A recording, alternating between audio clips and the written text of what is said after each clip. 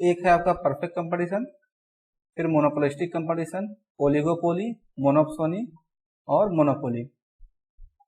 यही सब हमें इस पेपर में पढ़ना है। परफेक्ट कंपटीशन के बारे में, मोनोपोलिस्टिक कंपटीशन के बारे में, ओलिगोपोली के बारे में, मोनोपोली नहीं पढ़ना है हमें, मोनोपोली पढ़ना है। ठीक है, तो ये जो परफेक्ट कंपटीशन है ये क्या होता है? तो ये जो पूरा पेपर आपका है इस सेमेस्टर में, इसमें हम फर्म के इक्विलिब्रियम का एनालिसिस करेंगे। ठीक है, कि फर्म कब इक्विलिब्रियम में होगी।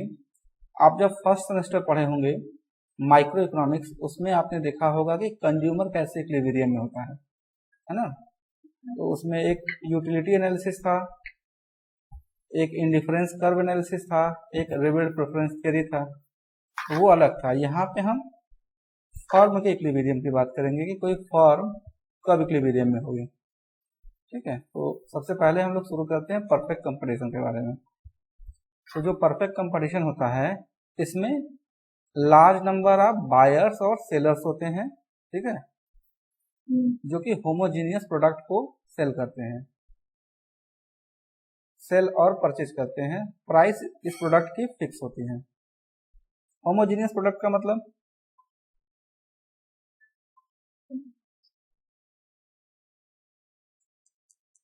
बता सकते हो Sam?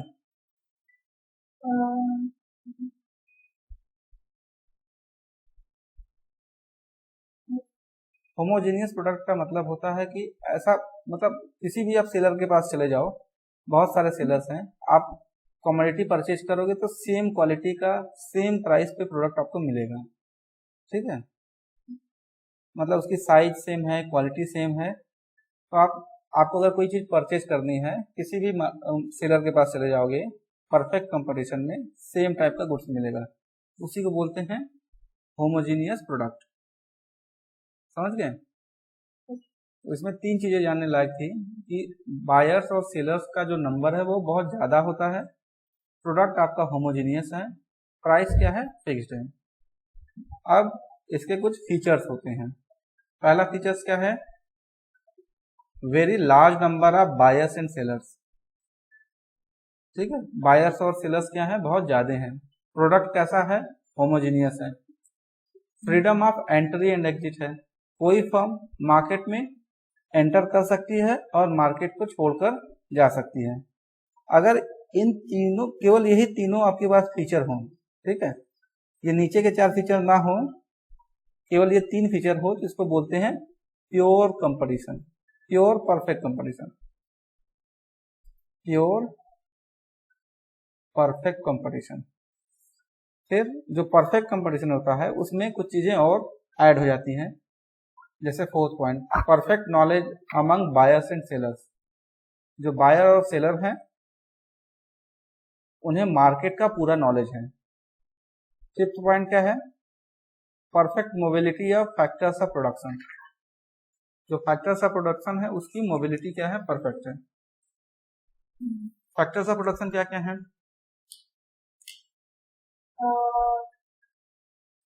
Land, labour,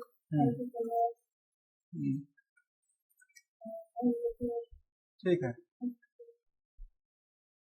land, labour, capital, entrepreneur, ये आपके फैक्टर्स ऑफ प्रोडक्शन है। तो ये परफेक्ट मोबाइल है, एक स्थान से दूसरे स्थान पे ये जा सकते हैं, कोई भी टाइम नहीं लगाएगा। ये सब क्या है, इसके फीचर्स हैं। फिर क्या है? Absence of transportation cost. Transportation cost क्या है, जीरो है। फिर है एब्सेंस ऑफ सेलिंग कॉस्ट। अच्छा, ये बता सकती है सेलिंग कॉस्ट क्यों नहीं है इसमें परफेक्ट कंपटीशन में? सेलिंग कॉस्ट का मतलब है कि एडवर्टाइजमेंट पे जो कॉस्ट आती है। जैसे कोई फर्म हो, वो फर्म एडवर्टाइजमेंट करती है, जैसे पेप्सी है ना, तो पेप्सी क्या करता है, अपना एडवर्टाइजमेंट करता है। कोका कोला अपना एडवर्टाइजमेंट करता है। लेकिन परफेक्ट कंपटीशन वाले में सेलिंग कॉस्ट नहीं होती, कोई भी एडवर्टाइजमेंट नहीं होता है। क्यों नहीं होता है?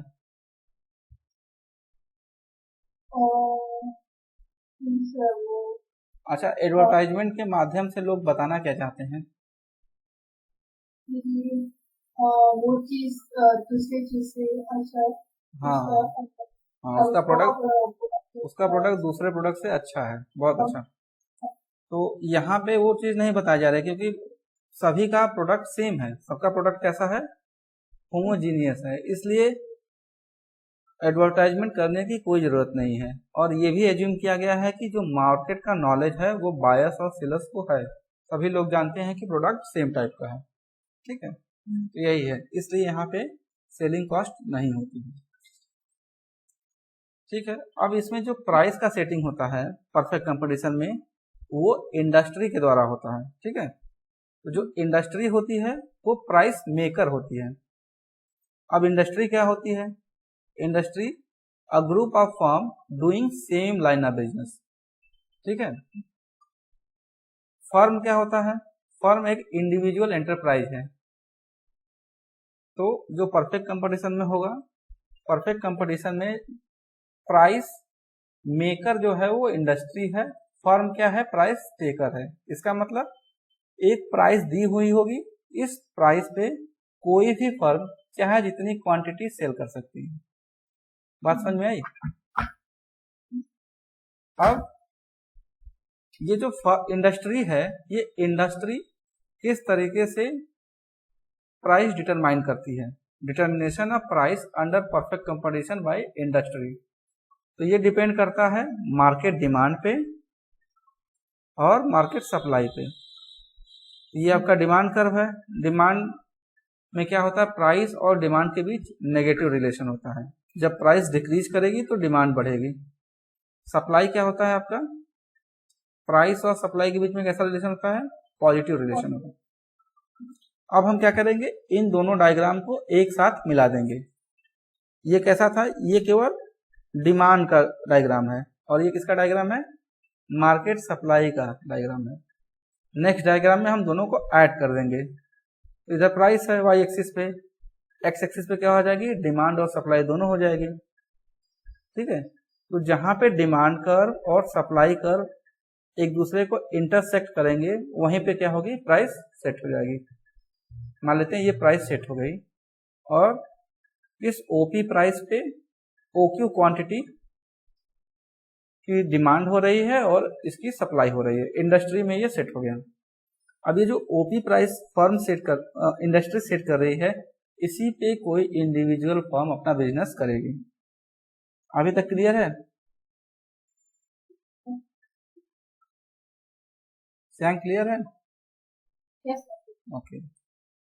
अब हम बात करेंगे demand curve of an individual firm under perfect competition. Perfect competition में डिमांड कर्व कैसी होती है, तो जो डिमांड कर्व होती है वो क्या होती है, एवरेज रेवेन्यू कर्व होती है, ठीक है। एवरेज रेवेन्यू कर्व को ही डिमांड कर्व बोलते हैं, ठीक है, डिमांड कर्व। तो under perfect competition there are very large number of buyers and sellers selling a homogeneous product at a fixed price by market, therefore each firm is a price taker। तो यहाँ पे जो भी फर्में हैं वो क्या है, प्राइस टेकर है, ठीक है। And faces a perfectly elastic demand curve. Perfectly elastic demand curve क्या होता है, ऐसा कर्व जो हॉरिजेंटल हो एक्स एक्सिस के, ठीक है। इधर हम क्या बना रहे हैं, वाई एक्सिस पे प्राइस और एक्स एक्सिस पे हम आउटपुट को दिखा रहे हैं, ठीक है। तो ये जो आपका डिमांड कर्व होगा यहाँ पे वो हॉरिजेंटल टू एक्स एक्सिस होगा। जब ऐसा कर्व होता है तो इसकी इलास्टिसिटी क्या होती है, इनफाइनाइट होती है।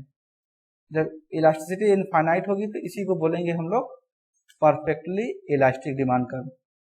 तो आप फर्स्ट ईयर में जाएंगे, फर्स्ट ईयर में जब मैंने आपको पढ़ाया था इलास्टिसिटी ऑफ डिमांड के बारे में, कुछ दिन पहले भी मैंने यूट्यूब पे वीडियो भी सेंड किया हुआ था आपको, आप देख सकते हो वहां से भी, ठीक है।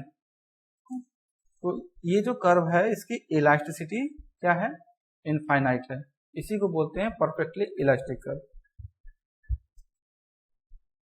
तो यहाँ पे जो डिमांड कर्व है वो ऐसी है, ये हॉरिजॉन्टल टू एक्स एक्सिस है, ये आपके प्राइस के बराबर है। क्यों है ये अभी मैं बता रहा हूँ।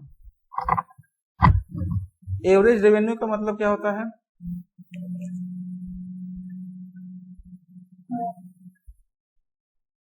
What is meaning of average revenue, average revenue क्या होता है? एवरेज का मतलब समझते हो? एवरेज का मतलब सर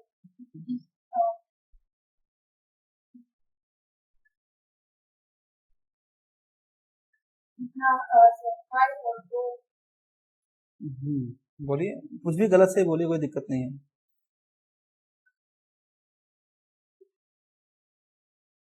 तो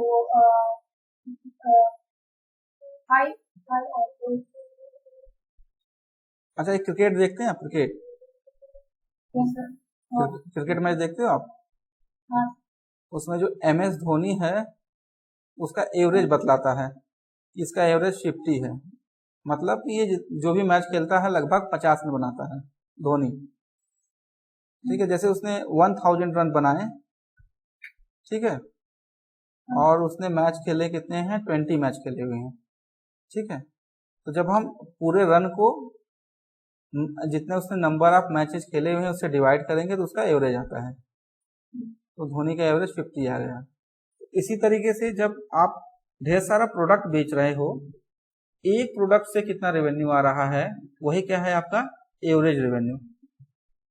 अभी आप सोचो कि आप एक फर्म हो, फर्म मतलब एक सेलर हो। एज्यूम कर लो आपने 10 यूनिट्स कमोडिटी का सेल किया और आपकी जो टोटल रेवेन्यू आई वो कितना आ गई? 100 रुपीज। ठीक है, तो अब कोई पूछेगा कि एवरेज रेवेन्यू क्या होगी, तो क्या बताओगे आप?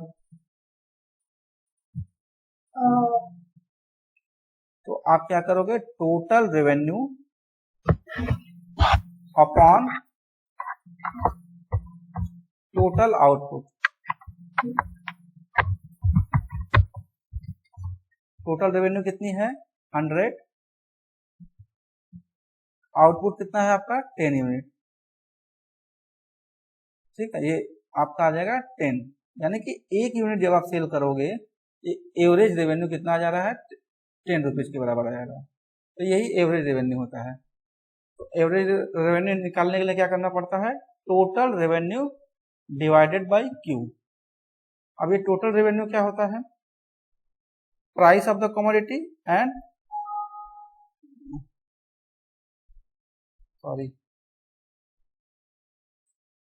प्राइस ऑफ द कमोडिटी और आउटपुट से जब हम मल्टीप्लाई करेंगे तो वही आपका, एक मिनट, ये बात समझ में आ रही श्याम? टोटल रेवेन्यू का फॉर्मूला क्या था? प्राइस इंटू आउटपुट, यानी P इंटू क्यू। नीचे आउटपुट आपका था, तो ये Q से Q डिवाइड हो जाता है। तो जो एवरेज रेवेन्यू है वो किसके बराबर होता है? वो प्राइस के बराबर होता है। ठीक है, जो गुड्स की प्राइस होगी वही क्या होगी? एवरेज रेवेन्यू होगी। मार्जिनल रेवेन्यू क्या होता है? जब आप एक एक्स्ट्रा यूनिट सेल करोगे तो उस एक्स्ट्रा यूनिट से आपके टोटल रेवेन्यू में क्या चेंज होता है। ठीक है, तो ये जो होता है मार्जिनल रेवेन्यू, ये इक्वल होता है स्लोप ऑफ टोटल रेवेन्यू। जो टोटल रेवेन्यू कर्व होगा उसके स्लोप के इक्वल होता है। इसका फार्मूला होता है delta total revenue upon delta Q, या फिर total revenue of nth unit of n unit जब सेल कर रहे हो तो उसकी revenue minus total revenue of n minus 1 unit. जैसे आप मार्जिनल यूटिलिटी निकालते हो ना, ठीक इसी तरीके से मार्जिनल रेवेन्यू भी निकलेगा। तो परफेक्ट कंपटीशन में क्या होता है? MR, AR और प्राइस क्या होंगे? बराबर होंगे। MR का मतलब क्या होगा? जब आप एक यूनिट सेल करोगे तो आपके रेवेन्यू में कितना इंक्रीज हुआ। तो यहाँ पे प्राइस फिक्स है, जब आप एक यूनिट सेल करोगे तो प्राइस के बराबर ही आपके रेवेन्यू में चेंजेज आएंगे। ठीक है, बात समझ में आया कि नहीं आपको?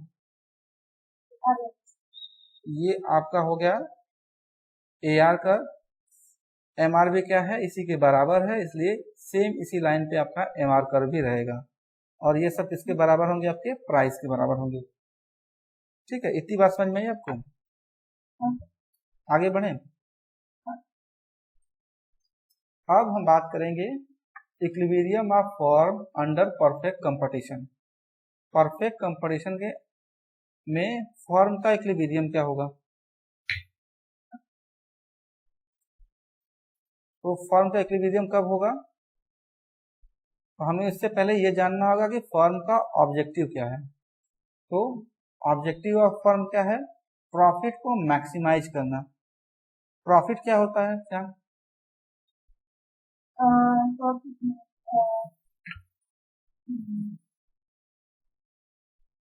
जैसे आप कोई कमोडिटी सेल कर रही हो तो जो रेवेन्यू मिला और उस कमोडिटी को बनाने में क्या कॉस्ट लगा हुआ है, इन दोनों का डिफरेंस ही क्या है? प्रॉफिट है ना। जैसे आपने 10 कमोडिटी सेल किया, 10 कमोडिटी सेल किया कितने रुपए में? 100 रुपीज में। ठीक है, तो ये आपकी क्या हो गई? टोटल रेवेन्यू हो गई। अब इस 10 कमोडिटी को बनाने में भी कुछ कॉस्ट लगी होगी, कॉस्ट मान लेते हैं 80 रुपीज लगी है। अब बताइए प्रॉफिट कितना होगा? 20 रुपीज। ठीक है, ये आपका TR है। तो प्रॉफिट कैसे निकलता है? Profit equal to total revenue minus total cost किया हमने। टोटल रेवेन्यू आपका था 100 रुपीज, टोटल कॉस्ट कितना है? 80 रुपीज, माइनस करो क्या आ जाएगा? 20 रुपीज। तो यही कह रहा है कि फर्म का ऑब्जेक्टिव क्या है? परफेक्ट कंपटीशन हो चाहे मोनोपोली हो, कोई भी मार्केट कंडीशन हो, फर्म चाहेगी कि उसका प्रॉफिट क्या हो? मैक्सिमम हो। प्रॉफिट कब मैक्सिमम होगा? जब इन दोनों का डिफरेंस मैक्सिमम हो, है ना। टोटल रेवेन्यू और टोटल कॉस्ट का डिफरेंस जितना ज्यादा होगा, प्रॉफिट उतना ही ज्यादा होगा। तो फर्म क्या कोशिश करेगी? इस TR माइनस TC के डिफरेंस को मैक्सिमाइज करना चाहिए। ठीक है, तो ये फर्म का ऑब्जेक्टिव है कि फर्म अपने प्रॉफिट को मैक्सिमाइज करना चाहती है। बात समझ आई? तो फर्म के इक्विलिब्रियम को हम दो अप्रोच से जान सकते हैं, एक TR TC अप्रोच, दूसरा क्या है? MR MC approach. तो अब हम पहले बात करेंगे TR TC अप्रोच के जरिए फर्म का इक्विलिब्रियम कैसे होगा। तो आपको पता होना चाहिए फर्म का ऑब्जेक्टिव। फर्म का ऑब्जेक्टिव क्या है? मैक्सिमाइजेशन ऑफ प्रॉफिट, प्रॉफिट को मैक्सिमाइज करना। प्रॉफिट को मैं दिखा रहा हूं पाई से। ये पाई क्या दिखा रहा है? पाई समझते हो कि नहीं? मूवी देखे हो लाइफ ऑफ पाई, है ना। तो ये पाई, इसका वैल्यू होता है 22/7, है ना। तो यहाँ इकोनॉमिक्स में मैं पाई से क्या दिखा रहा हूँ? प्रॉफिट को दिखा रहा हूँ। ठीक है, सिंबल है। आपको इस प्रॉफिट को मैक्सिमाइज करना है, यानी TR माइनस TC के डिफरेंस को मैक्सिमाइज करना है। तो ये मैक्सिमम कब होगा? ये डिफरेंस मैक्सिमम तब होगा जब slope of TR, total revenue curve का स्लोप और टोटल कॉस्ट कर्व का स्लोप क्या हो? इक्वल हो जाए। ठीक है। अच्छा, टोटल रेवेन्यू कर्व के स्लोप को क्या बोलते हैं हम लोग? अभी हमने पढ़ा स्लोप ऑफ टोटल रेवेन्यू, क्या बोलते हैं उसको? MR। ठीक है, तो ये MR हो जाता है। और slope of total cost curve को क्या बोलते हैं हम लोग? MC। जब आपका MR और MC बराबर होगा तब आपका क्या होगा? TR माइनस TC का डिफरेंस मैक्सिमम होता है।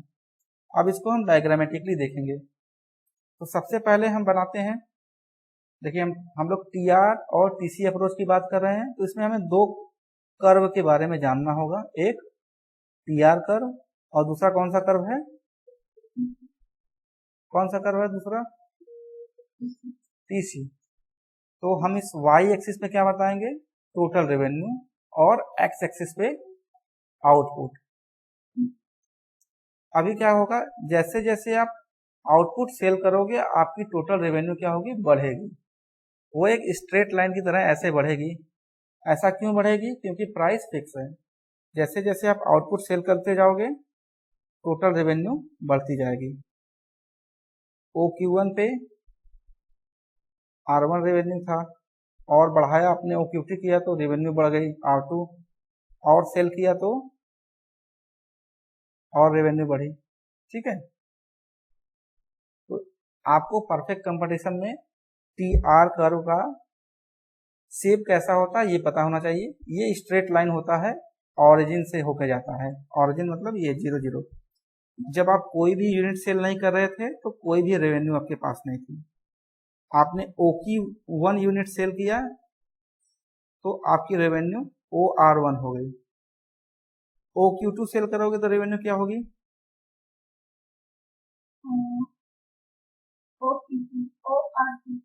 हाँ, OR2। ठीक है, ये R लिखा मैंने। तो ये आपका TR कर्व हो गया। TC कर्व कैसा होता है? TC कर्व आपका इन्वर्टेड S शेप का होता है। ये जब आपने कोई भी यूनिट प्रोड्यूस नहीं किया तो भी आपको कुछ कॉस्ट देना पड़ता है। वो कॉस्ट क्या होती है? Fixed cost. ठीक है, जो टोटल कॉस्ट होता है, आपको पिछले बार का याद होगा तो याद होगा, total cost equal to total variable cost plus total fixed cost. Fixed cost क्या होता है? जैसे आपने कोई एक बिल्डिंग हायर किया हुआ है, ठीक है, तो उस बिल्डिंग का जो रेंट होगा वो आपका फिक्स्ड कॉस्ट आएगा। चाहे आप प्रोडक्शन करो चाहे ना करो, आपको ये रेंट देना पड़ेगा। आपने मशीन परचेज किया हुआ है तो मशीन की कॉस्ट लगेगी ही लगेगी। एक मिनट, तो देखिए लग पाया क्या?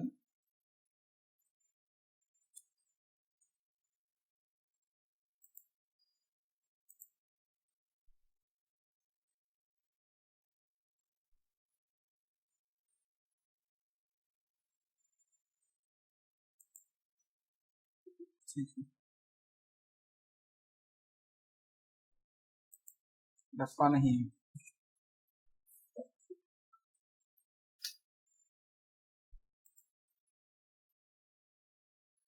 ठीक है सैम, तो ये जो TC कॉस्ट है ये इन्वर्टेड S शेप का होता है।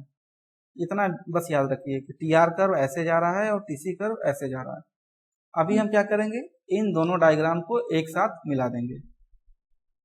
ये जो डायग्राम देख रही हैं आप, अगर कल आपने YouTube पे देखा होगा मेरा लेक्चर पुराना वाला, तो वहां पे समझ में आया होगा सब। ये TR कर्व है, ये TC कर्व है। ठीक है, तो आप इस इवन पॉइंट से पहले देखिए, तो यहाँ पे क्या है, जैसे आप OQ1 प्रोडक्शन कर रही हो तो इस समय आपका TC कितना होगा? AQ1, जबकि टोटल रेवेन्यू आपका क्या है? मान लेते हैं ये पॉइंट B है, BQ1। कौन सा ज्यादा है?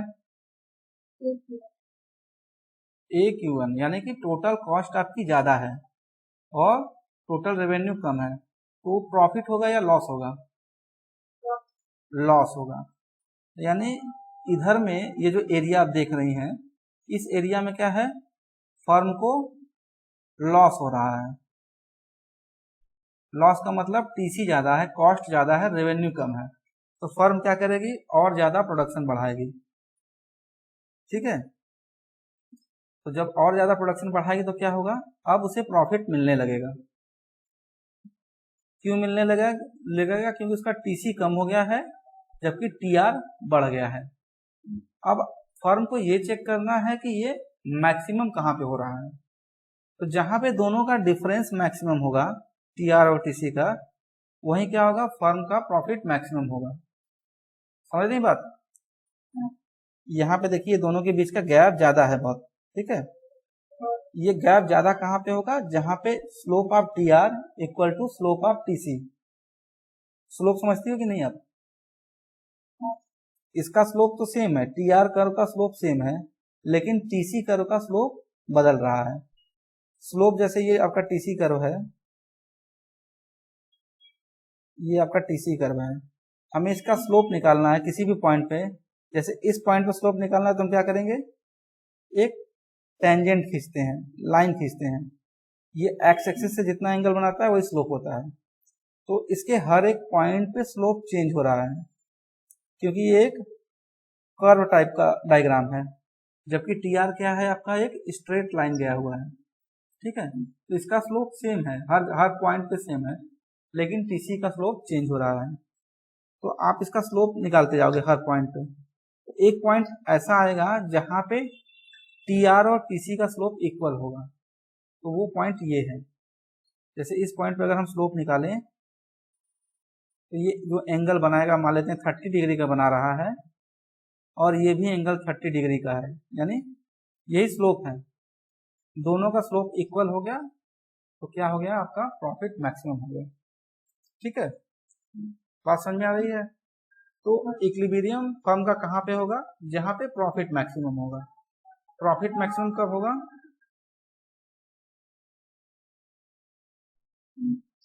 एक मिनट, जहां पे टी आर और टीसी का डिफरेंस मैक्सिमम होगा।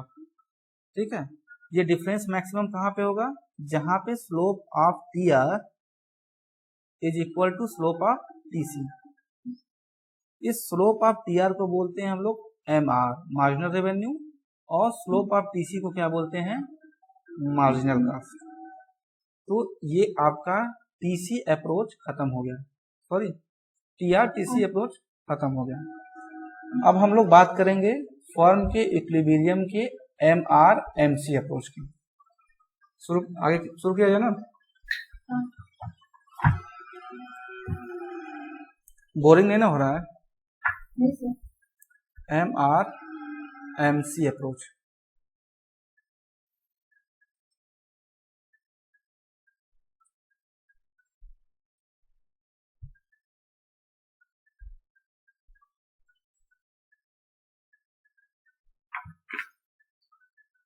आप लिखते भी रहो साथ ही में, इक्विलिब्रियम ऑफ फॉर्म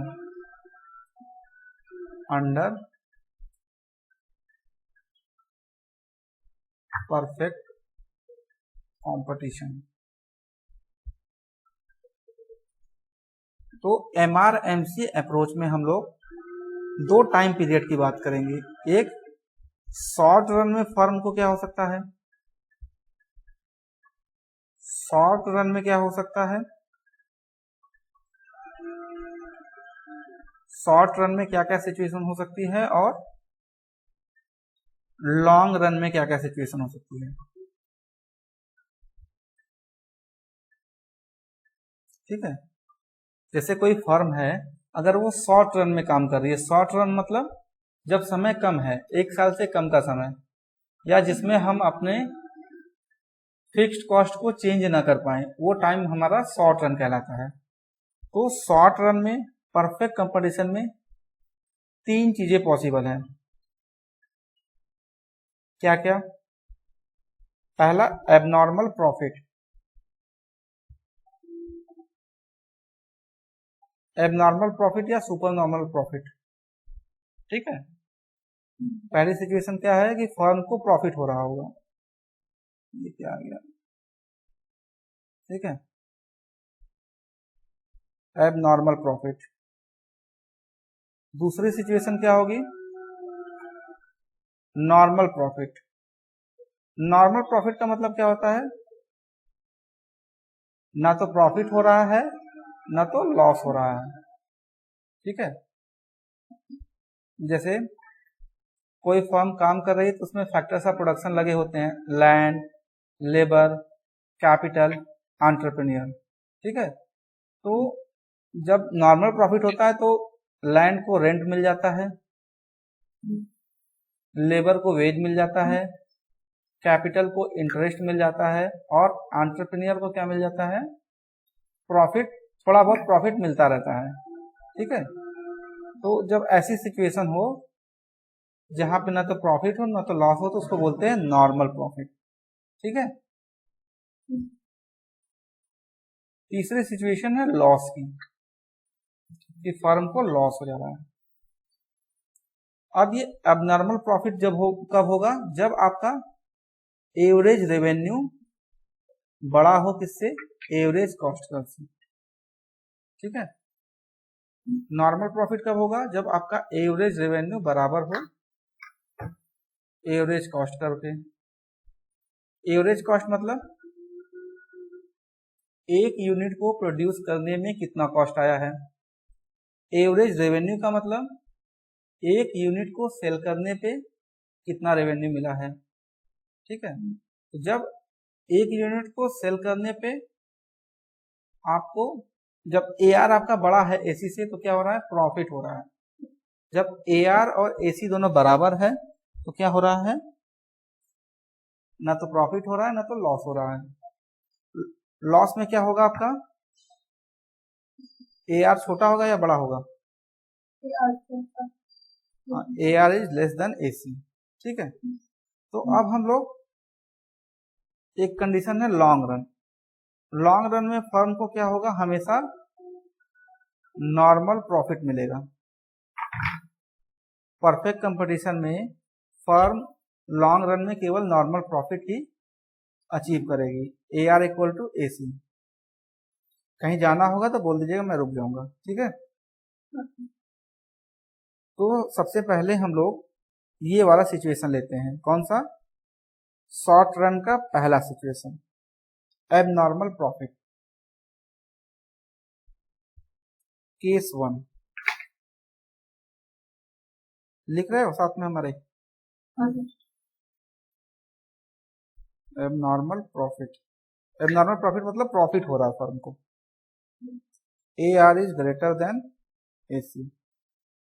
अब इसे हमें डायग्राम से दिखाना होगा कि ये एबनॉर्मल प्रॉफिट फर्म का कितना है, फर्म का इक्विलिब्रियम कहाँ पे है। तो एक बात और याद रखिएगा आप लोग, जैसे इसमें हमने देखा था फर्म इक्विलिब्रियम में कहाँ पे है? जहां पे MR और MC एक दूसरे के बराबर हैं, एक दूसरे के इक्वल हैं। तो ये जो MR MC अप्रोच है, ये हमेशा, चाहे कोई भी मार्केट कंडीशन रहे, दो कंडीशंस हैं इक्विलिब्रियम की, टू इक्विलिब्रियम कंडीशंस सेटिस्फाई होनी चाहिए। To equilibrium conditions.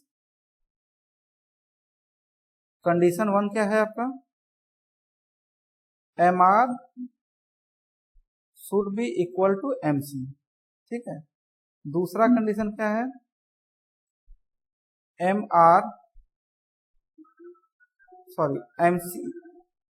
MC cuts MR from below, ठीक है। ये दो कंडीशन मिलेगी तभी फर्म इक्विलिब्रियम में होगा। तो हमें, जब ये केस पहला हम ले रहे हैं, तो हमें जानना होगा कि AR AC ये कर्व बनाना होगा। तो परफेक्ट कंपटीशन में AR कर्व कैसा होता है आपका?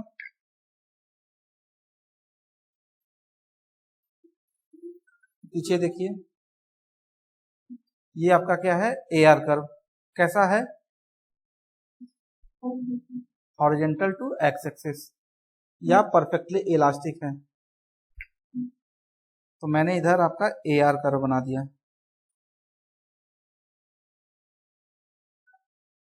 MR कर्व कैसा होता है परफेक्ट कंपटीशन में? Y एक्सिस पे मैं लिख रहा हूं revenue and cost, x axis पे आउटपुट। MR कर्व कैसा होगा? MR मतलब जब आप एक यूनिट सेल करोगे, एक एक्स्ट्रा यूनिट सेल करोगे, तो आपके टोटल रेवेन्यू में क्या चेंज होगा बताइए? प्राइस के इक्वल में ही चेंज होगा। पीछे वाला स्लाइड देखिए, यहाँ पे हमने क्या बताया है? AR, P और MR तीनों बराबर हैं। यानी जहां पे आपका AR कर्व है, इसको पूरी तरीके से MR कर्व ढका रहे, कवर किया रहेगा, ठीक है। इसी पे कोइंसाइड कर रहा है। तो हमारा MR कर्व कैसा हो गया? ठीक इसी पे है। ये किसके बराबर है आपके? ये तीनों बराबर है प्राइस के। अब हमें एसी और एमसी कर्व के बारे में पता करना होगा। ठीक है, एआर कर्व हमारा हो गया। एसी कर्व कैसा होता है, ये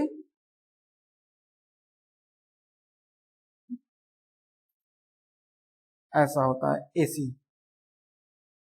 मैंने पिछले सेमेस्टर में आपको पढ़ाया था, पहले सेमेस्टर में। एसी कर्व यू शेप का होता है। शुरू में क्या होता है, एवरेज कॉस्ट ज़्यादा होती है, जैसे जैसे प्रोडक्शन बढ़ेगा वो कम होता जाएगा। एक पॉइंट पे मिनिमम होगा, फिर इसके बाद ये बढ़ता जाएगा। तो आपको यहाँ पे ये समझना है कि एसी कर्व क्या है आपका, यू शेप का है। ठीक है, एमसी कर्व कैसा होता है, एमसी कर्व भी यू शेप का होता है, और ये एमआर कर्व को लोएस्ट पॉइंट पे कट करता हुआ आगे बढ़ता है। ठीक है, कुछ याद आ रहा है, ऐसा कर्व आपने पढ़ा था? हाँ सर। ठीक है, तो यहाँ पे प्राइस क्या होती है, ओपी। प्राइस कौन फिक्स करता है परफेक्ट कंपटीशन में? बस फर्म बस सेट करती है या इंडस्ट्री सेट करता है? इंडस्ट्री सेट करता है। ये देखिए, हमने बात किया था कि फर्म प्राइस टेकर होती है, इंडस्ट्री प्राइस मेकर होती है। ये ओपी जो प्राइस है ये दिया हुआ है, यहाँ पे फर्म इसमें कुछ नहीं कर सकता है। ठीक है, तो ये आपका फर्म का एक तरीके से रेवेन्यू कर्व हो गया, और ये जो यू टाइप का कर्व है ये कॉस्ट कर्व बता रहा है आपका। ठीक है, अब हमें बतलाना है कि फर्म इक्विलिब्रियम में कहाँ है। बता सकती हो इक्विलिब्रियम कंडीशन क्या है? पहला कंडीशन इक्विलिब्रियम का क्या है?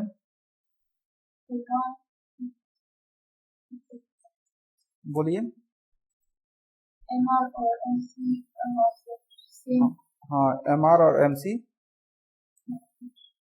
ये कंडीशन आप हमेशा याद रखेंगे। एमआर और एमसी इक्वल होने चाहिए। इक्वल होने का मतलब क्या है कि जहां पे एमआर और एमसी एक दूसरे को कट कर रहे हैं, तो यही कर्व आपका एमआर है और ये कर्व एमसी है। तो कहां पे कट कर रहा है, यहां पे कट कर रहा है। इस पॉइंट को हमने मान लिया पॉइंट E0। तो इस पॉइंट पे आपका एमसी और एमआर इक्वल है। पहला कंडीशन मिल गया। दूसरा कंडीशन क्या है, पढ़िए। MC cuts MR from below. ठीक है, जो एमसी कर्व है ये कहां से काट रही है, ये अभी एमसी ऐसे बनाया जाता है। ठीक है, यानी ये एमआर कर्व को ऊपर से काट रही है। ठीक है, तो ये दूसरी कंडीशन नहीं मिल पा रही है। कहीं और देखिए, एमआर और एमसी एक दूसरे के बराबर हैं। यहाँ पे क्या है, ये तो एसी कर्व है, तो इसको हम लोग छुएंगे नहीं। ये आगे देखिए, एक बार एमसी कर्व काट रहा है, ये ई पॉइंट है। जब आप एमसी बना रहे हो तो ये क्या कर रहा है, ये नीचे से कट कर रहा है। ठीक है, तो एक ये पॉइंट भी मिल सकता है। इस पॉइंट पे क्या है, दोनों कंडीशन मिल रही है। पहला एमआर इक्वल टू एमसी, दूसरा MC cut MR from below. ठीक है, तो यही पॉइंट क्या है, इक्विलिब्रियम का पॉइंट है।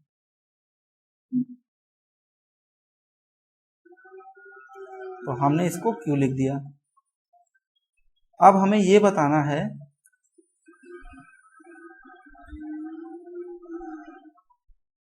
कि फर्म को प्रॉफिट कितना हो रहा है। ठीक है, फर्म का प्रॉफिट हमें जानना है कि प्रॉफिट क्या है। ये लिखिए मत, अपने दिमाग में रखिए। एक मिनट, इसको मिटा देते हैं।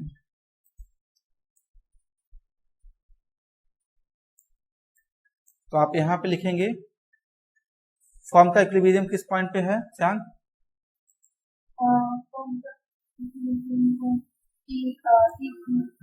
पॉइंट ई है। पॉइंट ई क्या है, इक्विलिब्रियम का पॉइंट है। तो लिखोगे आप पॉइंट, और ये कैसे हो गया, एक minute,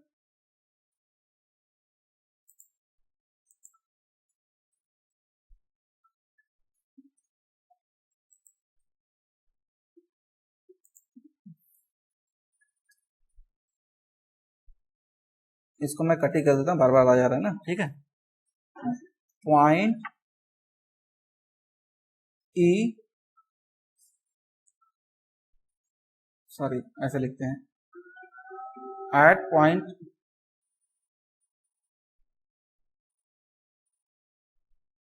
E, at point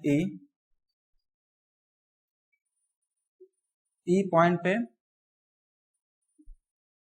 equilibrium conditions are satisfied, equilibrium conditions are satisfying. इस पॉइंट पे इक्विलिब्रियम कंडीशन सेटिस्फाई हो रही हैं। क्या क्या इक्विलिब्रियम कंडीशन है? पहला M R equal to M C, और दूसरा क्या है, M C cuts M R from below. अब हम बात करते हैं प्राइस कितनी है, प्राइस बताइए डायग्राम से कितना है। प्राइस कितना है, ये वाई एक्सिस पे ही प्राइस बता रहा है आपका। ओके, यहाँ रेवेन्यू, कॉस्ट और प्राइस सब लिख सकते हैं, प्राइस कॉस्ट, ठीक है। रेवेन्यू ना लिख के प्राइस ही लिख दीजिए, ठीक है। एक मिनट,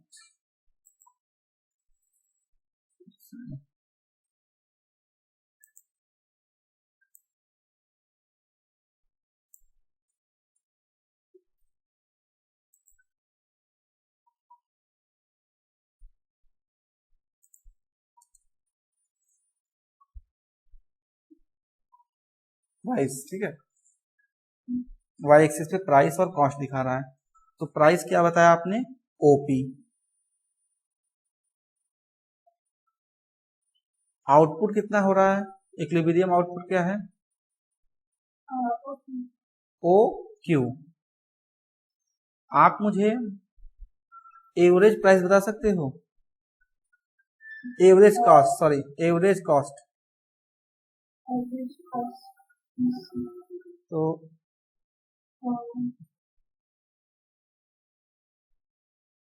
एक पॉइंट हम लोग और ले लेते हैं, जैसे ये कॉस्ट कर्व कौन सा है आपका, ये एसी क्या है, कॉस्ट कर्व है।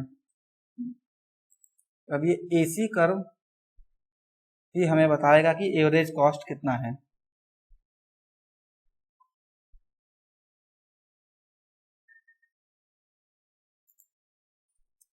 ये जो एसी कर्व आप देख रहे हो, ये एसी कर्व ही हमें बताएगा कि एवरेज कॉस्ट कर्व कितना है। तो इक्विलिब्रियम से, इक्विलिब्रियम पॉइंट से हम जब नीचे ये परपेंडिकुलर ड्रॉ करते हैं, ये एसी कर्व को कहाँ कट कर रहा है, इस पॉइंट पे कट कर रहा है ना। इसको मान लेते हैं पॉइंट सी, ठीक है। तो ये जो सी क्यू है, ये क्या बताएगा आपका, एवरेज कॉस्ट। एवरेज कॉस्ट कितना हो गया, सी क्यू।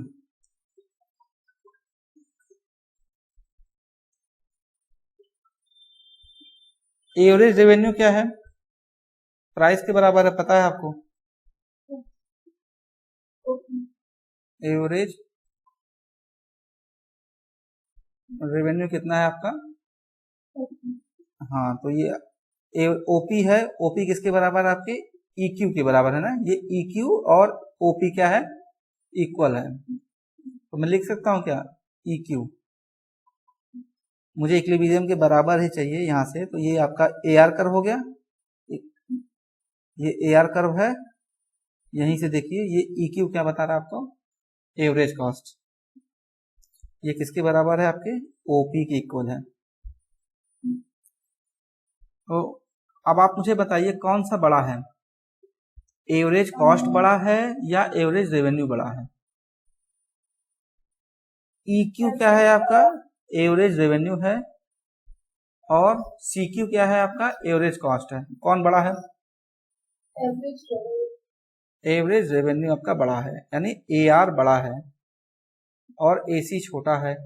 इसका मतलब क्या हुआ, प्रॉफिट हुआ। ठीक है, अब ये प्रॉफिट कितना है ये बताना है आपको।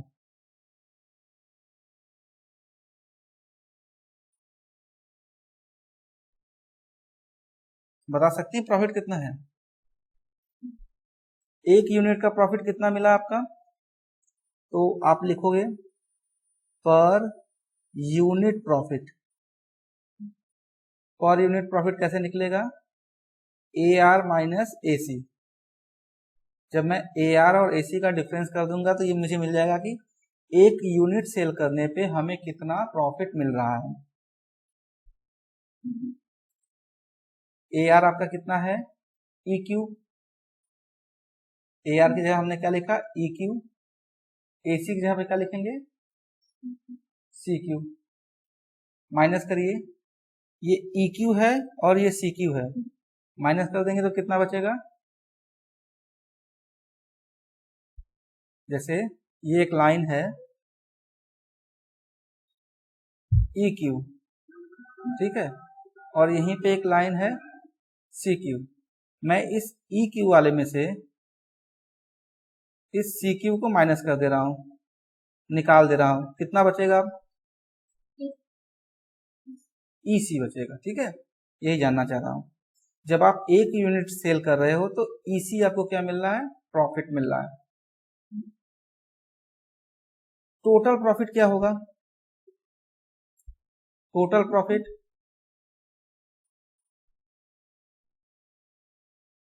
तो ये होगा profit, sorry, per unit profit